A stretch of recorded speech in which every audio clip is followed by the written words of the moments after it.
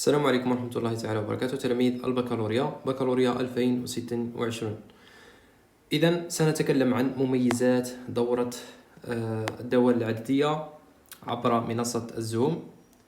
إذا الميزة الأولى أنها محدودية وأقلية عدد التلاميذ، يعني عدد التلاميذ محدود وقليل لكي يتمكن ويتسنى للتلاميذ طرح الأسئلة، يعني تكون بشكل منظم، أكثر تفاعلية، حصص يعني تكون أكثر تفاعلية، يتسنى للتلميذ طرح السؤال في أي وقت. يعني هذه هي ميزة مهمة جدا وجد رائعة بالنسبة للتلاميذ اللي عندهم أسئلة كثيرة. أيضا قلنا الميزة الثانية هي أن الحصص تكون مسجلة والعودة إليها في أي وقت. يعني الحصص أقوم بتسجيلها وأقوم بإرسالها عبر منصة عبر منصة التليجرام، فيمكن العودة إليها في أي وقت، يعني إعادة مشاهدة الحصة. أيضا الميزة الثالثة هي متابعة يومية عبر التليجرام. أقوم بمتابعة التلميذ يوميا عبر التليجرام. كيف ذلك؟ لاحظوا جيدا كيف أقوم بمتابعة التلاميذ.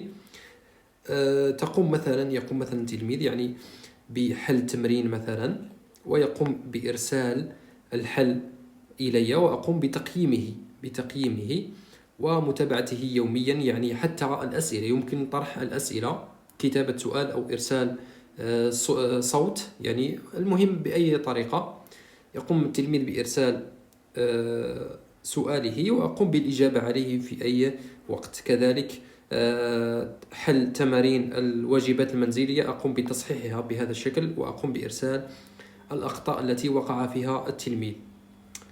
هنا مثلا أيضا هنا وضعية إدماجية، هذه تاع السنة الرابعة متوسط، فأقوم بتصحيح الورقة وأقوم بإرسالها للتلميذ. الميزة الرابعة وهي شرح مفصل بأسلوب مبسط وتفاعل التلميذ، يعني تفاعل التلاميذ تكلمنا عنها.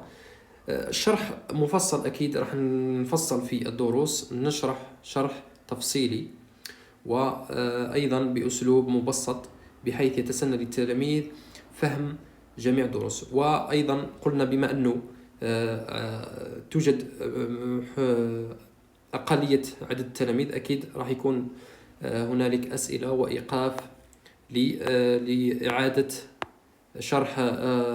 شرح الدرس إن لم يفهمها التلميذ. الميزة الخامسة هي تمارين مفصلة وواجبات منزلية. سأقوم بإرسال واجبات منزلية مع كل حصة، ولدينا أيضا تمارين مفصلة، أكيد أحمد لكم تمارين.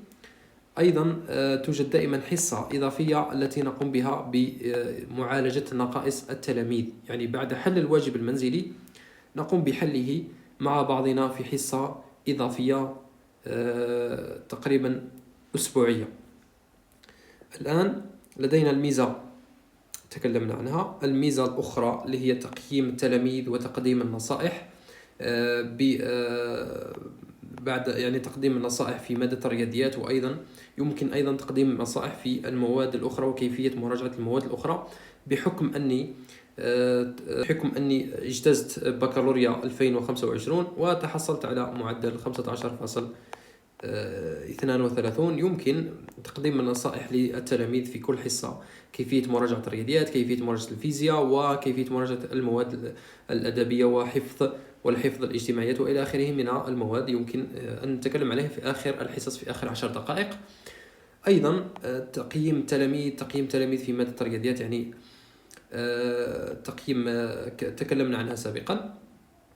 أيضا توجد ملفات دائمة تقريبا يوميا مع كل حصة أكيد، ومجلة مجانية مع كل وحدة، الدوال العددية، الدوال الأسية، الدوال اللوغاريتمية. الآن نحن في دورة الدوال العددية، نبدأ بدورة الدوال العددية، فيمكن استمرار في دورة الدوال الأسية ودورة الدوال الدالة اللوغاريتمية وغيرها من الدورات القادمة إن شاء الله. هذا فيما يخص مميزات دورات الزوم مع الأستاذ مسعود. لمن يريد التسجيل في هذه الدورة التواصل معي عبر هذا الرقم، أو التواصل معي عبر الانستغرام أو عبر التليجرام.